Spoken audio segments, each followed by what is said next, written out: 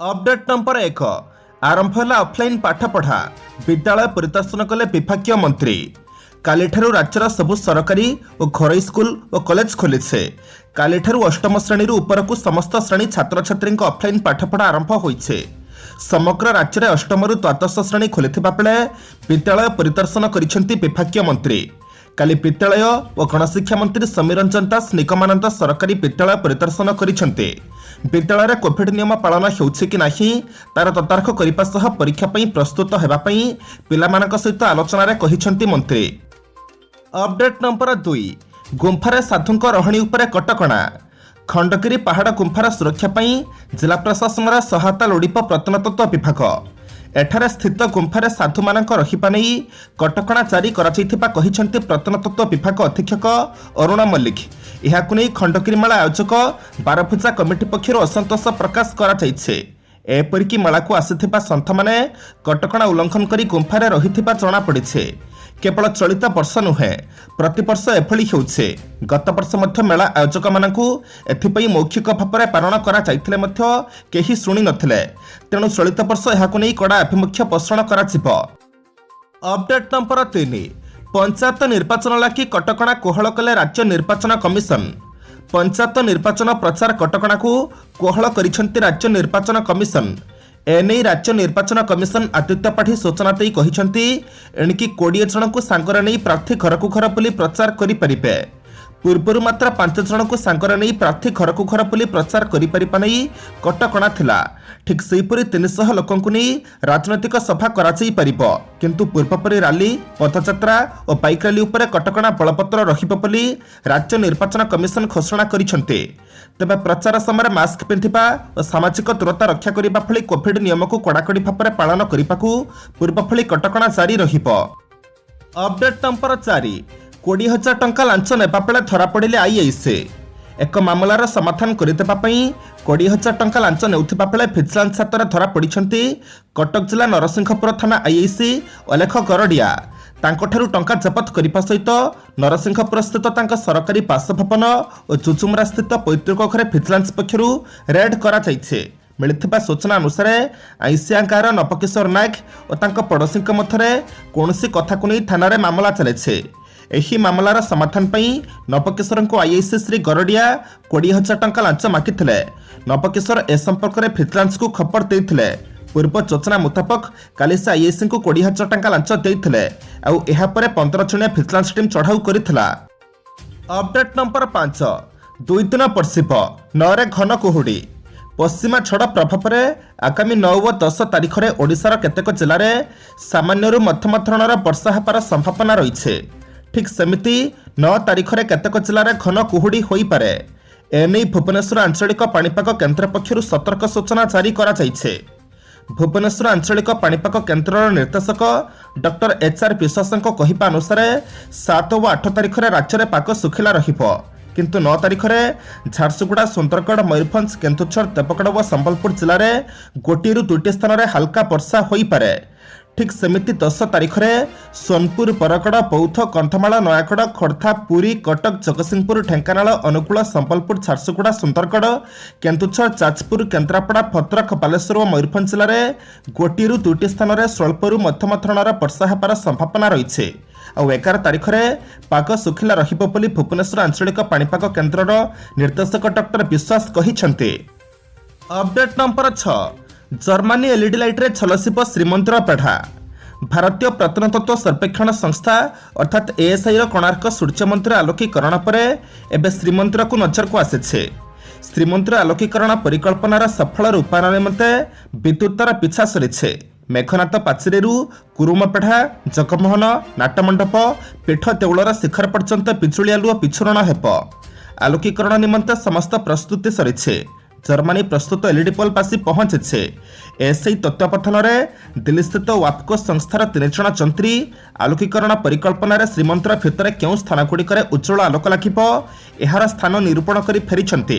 भितर पेढ़ार कुरुमपेढ़ा बाहर पेढ़ार मेघनाथ पाचेरी श्रीमंदिर मूल देउलर बेकीठारू आरंभ कर जगमोहन नाटमंडप भोगमंडप सिंहद्वार समेत अन्य 3 गोटी कुमुटरे स्वतंत्र मानर एलईडी लाइट सौंदर्यीकरण करा।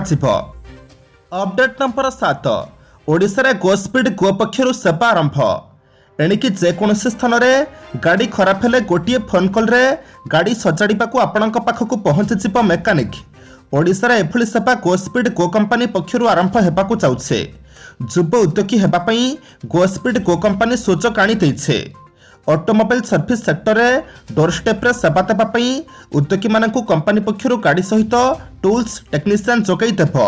कहीं व्यवसाय करने को चाहते कंपानी को आवेदन करेंगे नहले गो स्पीड गो आप्रे आवेदन करेंगे। कंपानी फाइनेंशियल हेल्प सहित व्यवसाय जोगाइब बोली फाउंडर सचिदानंद भई। अपडेट नंबर 8 लता मंगेशकर सम्मानार्थे डाक टिकेट जारी करेंगे भारत सरकार। भारत सरकार कोकिलकंठी लता मंगेशकर सम्मानार्थे डाक टिकेट जारी करने को चाहते। काली एक जातीय गणमाध्यम कार्यक्रम जोगदे केन्द्रमंत्री अश्विनी वैष्णव यही सूचना देते। स्वर सम्राज्ञी लताजी देहांत होगा पर केन्द्र सरकार 2 दिनिया राष्ट्रीय शोक घोषणा करथिले। प्रधानमंत्री नरेंद्र मोदी मुंबई जाई श्रद्धांजलि अर्पण करथिबा देखा जाइथिला। एबे स्वर कोकिला सम्मान देवाक जाई भारत सरकार लता मंगेशकर को नहीं डाक टिकेट जारी करने को निष्पत्ति नैथिबा कहिसेंती अश्विनी वैष्णव। अपडेट नंबर 9 चाउल किणा प्रसंग में केन्द्र को बीजेडी टार्गेट। चाउल किणा प्रसंग में केन्द्र सरकार को टार्गेट करिछि बिजु जनता दल। चाषी स्वार्थ रक्षा प्रसंग में बीजेपी सबुबले दमुहा नीति ग्रहण करुछि बोली बीजेडी पक्षर अभियोग कराଯାଇଛି। एक सांबादिक सम्मेलन में बीजेडी मुखपात्र श्रीमयी मिश्र कहते जे केन्द्र सरकार चाषी मान प्रति वैमातृक मनोभाव पोषण करुछन्ते। चाषी मान जीवन जीविका सह खेलुछन्ते। एथिपाई किछि चाषी आत्महत्या करिबा परि पदक्षेप नेउछन्ते। 2020-21 खरीफ ऋतु में ओडिशा 52 लाख मेट्रिक टन चाउल उत्पादन करा जाइथिला। ता मध्यरु 30 लाख मेट्रिक टन चाउल राज्य में व्यवहार पाई राज्य सरकार रखिछन्ते। अर्थात आम पाखरे 22 लाख मेट्रिक टन चाउल गच्छित रहिछे और नियम अनुसार केन्द्र सरकार एफसीआई माध्यम एहाकु खरीद करिबा कथा। एहा मध्यरु 2 लाख टन अरुआ चाउल और 5 लाख टन विटामिन युक्त उषुना चाउल किणिबाकू केन्द्र प्रतिश्रुति देइथिला। बळका 15 लाख टन चाउलर भाग्य कौन हेबो ताहा मध्य आमे जानि पारु नाहु बोली से कहिछन्ते। अपडेट नंबर 10 को जीवा पूर्व आपण मानक अनुरोध भिडियोटी को शेष पर्यंत देखंतु कारण भिडियोर शेष रही आज राशिफल। किंतु ता पूर्व भिडियोटी को लाइक कर दियंतु कारण आपनकर गोटे छोट लाइक आमको नूतन भिडियो बनैबा पई प्रोत्साहित करिथाए। साथरे आपण माने क्यों जिल्लारू भिडियोटी को देखुछन्ती कमेंट बॉक्स रे निश्चय लिखंतु। अपडेट नंबर 10 बीजेडी रे छक्का पंछा गणशिक्षा मंत्री को विरोध। पदार पड़ा बीजेडी गोष्ठी कंदल। गोटे गोष्ठी दलीय कार्यालय को उद्घाटन करने को जाई असंतुष्ट पुरुखा कर्मी द्वारा अटक हेले गणशिक्षा मंत्री समीर रंजन दास। एभली घटना देखा मिली पुरी जिला गोप ब्लॉक नागपुर बजार में। मंत्री समीर दास एक कार्यक्रम में जोगदेवा जाइथिबा बेले सेठारे किछि असंतुष्ट बीजेडी कर्मी तांको किछि समय पई अटक रखिथिले। नागपुर पंचायत में बीजेडी समर्थित 2 गोष्ठी मध्य 2 जन समिति सभ्य और सरपंच प्रार्थी दि जाइछे जहाकु नहीं 2 गोष्ठी मध्य छक्का पंचा लागी रखिछे। मंत्री पहुंचवा पर समर्थित प्रार्थी कार्यालय में असंतुष्ट गोष्ठी समर्थक पशि चेयर भंगारुजा करने सह फ्लेक्स सिरुथिबार दृश्य सोशल मीडिया भाइराल होइछे। तेबे गोष्ठी कंदल नहीं अभियोग को मंत्री खंडन करने सह निर्वाचन में यार कौनसी प्रभाव पड़िबो नाही बोली कहिसंते। अपडेट नंबर 11 वर्षा कले हाईकोर्ट स्पाउस कार्ड प्रत्याहार उपरे रहिता देश। सांसद अनुपम महांती पत्नी वर्षा प्रियदर्शनी स्पाउस कार्ड प्रत्याहार उपरे रहिता देश जारी करिसेंती हाईकोर्ट। एहास कोर्ट एही मामला रे जवाब रखिबाकू पार्लियामेंट महासचिव उप महानिर्देशक एवं सांसद अनुपम महांती को नोटिस जारी करिसेंती। मार्च 15 तारिख रे मामलार परवर्ती सुनानी हेबो। वर्षांठार स्पाउस कार्ड फेरई नेबाकू अनुभव पार्लियामेंट सेक्रेटेरिएट को जणाइथिले। एहापर पार्लियामेंट सेक्रेटेरिएट पक्षरु वर्षा को नोटिस होइथिला। तेबे वर्षा याकू चैलेंज करी हाईकोर्टक द्वारस्थ होइथिले। एनी वर्षा वकील सुजाता चना कहिसेंती वर्षा आवेदन को कोर्ट ग्रहण करिसेंती। स्पाउस कार्ड सरेंडर करने पार्लियामेंट सेक्रेटेरिएट जो नोटिस पठाइथिले वर्षा ता विरोध में कोर्ट रे चैलेंज करथिले। एहा छड़ा सांसद अनुपम महांती मैट्रिमोनियल इश्यू को नहीं गणमाध्यम बारंबार जो भली कथा कहउचंती ताकू बंद करने को वर्षा कोर्ट रे आवेदन करिसेंती। अपडेट नंबर 12 पुलिस पंजरे लुटेरा हेमंत कहिला 200 चोरी करिछे आहुरी करिबे। प्राय 30 वर्ष अधिक समय है चोरी करुछे। एचापत 200 रु अधिक चोरी कर सारे भल लगुनि हेले छाड़ी पारिबेनि आगकू भी करिबे पुराना अभ्यास किपरि छाड़िबे बोली पुलिस हातर धरा पड़िबा परे कहिसंती कुख्यात लुटारा हेमंत दास। भुवनेश्वर लिंगराज थाना अधीन हाटसाहीर बासिंदा हेउछंती हेमंत दास। परिवार कहले स्त्री और गोटे पुओ वकिलाती करुछे घर भड़ा लागिछे मंदिर भी अच्छे सेथिरु भी किछि आय हेउछे हेले 1986 मसीहारू चोरी दुनिया रे पाद थापिथिबा हेमंत जणे अंतराज्य और आंतर जिला लुटेरा। एचापत पश्चिमबंग महाराष्ट्र समेत अनेक राज्य बुली बुली चोरी करिसेंती। एपरिकी चोरी निमंते से हिंदी बंगाली तेलुगु परी विभिन्न भाषा मध्य शिखिछंती। एचापत सारा भारतर विभिन्न सहर रे प्राय 200 रु अधिक जागार कलाकना बुलाई सारिलेनी। अपडेट नंबर 13 टंका आदाय करी कांग्रेस नेता देले गाँ लोके। निर्वाचन आसिले गाँ कंटारे भोजी भात और टंका बंटा हुए। भोटर को निज आड़ा को टाणिबा प्रार्थी आपणाती एही उपाय किंतु चलित निर्वाचन में सुवर्णपुर जिले में देखा मिली ओलटा चित्र। गाँ लोके टंका आदाय करी जड़े प्रार्थी को देइछंती। प्रार्थी जनक पुणी कांग्रेस टिकेट रे जिला परिषद सभ्य छेड़ा होइछंती। आ ई खबरटी काली जिले में मुख्य चर्चार विषय पलटिछे। वीर महाराजपुर ब्लॉक जोन 2 जिला परिषद कांग्रेस प्रार्थी होउछंती राजगोपाल पाणिग्राही। काली से निर्वाचन प्रचार करने बुठीपतर गाँव को जाइथिले। गाँ लोके ताको आगरे एक प्रस्ताव रखिथिले। ग्राम देवी मंदिर मरामती करने को परामर्श देइथिले हेले श्री पाणिग्राही असहायता प्रकाश करथिले आ कहिथिले मंदिर मरामती पई टंका केउठु पाइबे मो पाखरे टंका नाही दल मध्य मते टंका देउ नाही मु केवल निर्वाचन लढुछे जति इच्छा अछि आपण माने मते भोट दियंतु नहले भोट दियंतु नाही बोली श्री पाणिग्राही गाँ लोकंकु कहिथिले। कांग्रेस जिला परिषद प्रार्थी एपरी कथा शुणा परे भाव प्रवण हो पड़ते गाँ लोके आउे साहाय्य करने आगे आसी एथिपाई गाँ दांडे गोटे गामुछा पिछा जाइला। गाँव जी जहाँ पारा आर्थिक सहायता से गामुछारे पकाइला। अपडेट नंबर 14 यूपीर लोकंकु सामना करिबार साहस नथिबारु आसिलेनी मोदी। काली यूपीर बिजनौर जाई विधानसभा निर्वाचन पई रैली करिथान्ते प्रधानमंत्री नरेंद्र मोदी हेले पाग खराब थिबा कही बीजेपी रैली को रोकी देइथिला। पाग खराब थिबारु प्रधानमंत्री आसी पारिबे नाही बोली कही बीजेपी शेष समय एभली रैली को रोकिथिबारु एहाकु नि समालोचना करिसेंती समाजवादी पार्टी मुख्य अखिलेश यादवଙ୍କ सहयोगी जयंत चौधरी। बीजेपी प्रतिश्रुति पूरण करि नथिबारु पाग खराबर बाहाना देइथिबा कहिसेंती जयंत। मिरट कैंटोनमेंट रे एक रैली से कहिसेंती बीजेपी पूर्व बिजनौर रे विद्युत संযোଗ एवं विकास पई प्रतिश्रुति देइथिला हेले क्षमतारे रहिबी बीजेपी प्रतिश्रुति पूरण करि पारि नाही। जदि प्रधानमंत्री काली बिजनौरवासी को देखा करिथान्ते तबे समाने एनै प्रश्न पचारिथान्ते निश्चय। तेणु बाहाना देबाकु जाई पाग खराब पई प्रधानमंत्री आसी नथिबा कहुछि बीजेपी। अपडेट नंबर 15 संसद में कांग्रेस उपरे पड़िले प्रधानमंत्री ओडिशार उदाहरण देले। राष्ट्रपति को धन्यवाद प्रस्ताव अवसर में काली लोकसभा कांग्रेस को तीव्र समालोचना करिसेंती प्रधानमंत्री नरेंद्र मोदी। आउ ई अवसर में से ओडिशार उदाहरण देइछंती। प्रधानमंत्री कहिसेंती 1995 पर ओडिशा रे आ कांग्रेस क्षमता को आसी पारि नाही।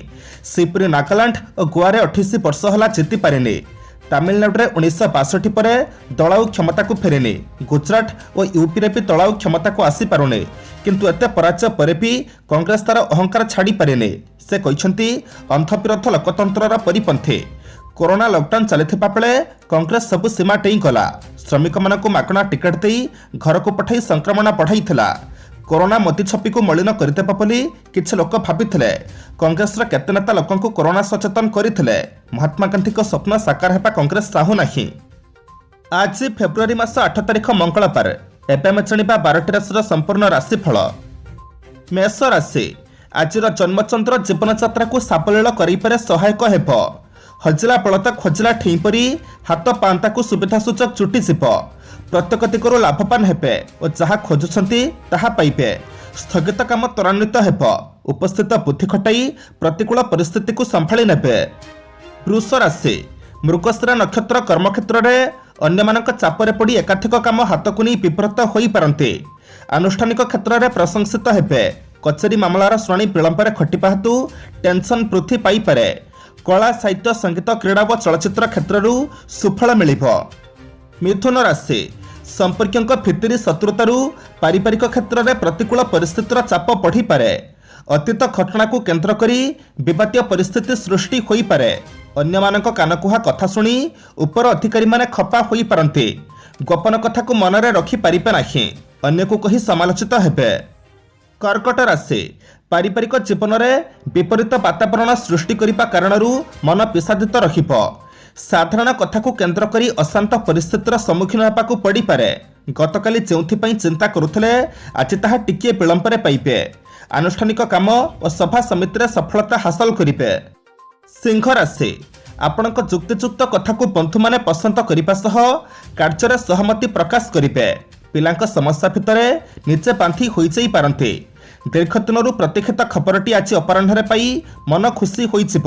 ଆର୍ଥିକ ସ୍ୱଚ୍ଛଳତା ଥିଲେ ମଧ୍ୟ ଆବଶ୍ୟକତା ପୂରଣ କରିବା ସକାଶେ ଧନ୍ଦୀ ହେବାକୁ ପଡ଼ିପାରେ। କନ୍ୟା ରାଶି ବହୁବିଧ ସମସ୍ୟା ରହିଥିଲେ ମଧ୍ୟ ବିଶେଷ ଅସୁବିଧାର ସମ୍ମୁଖୀନ ହେବେ ନାହିଁ।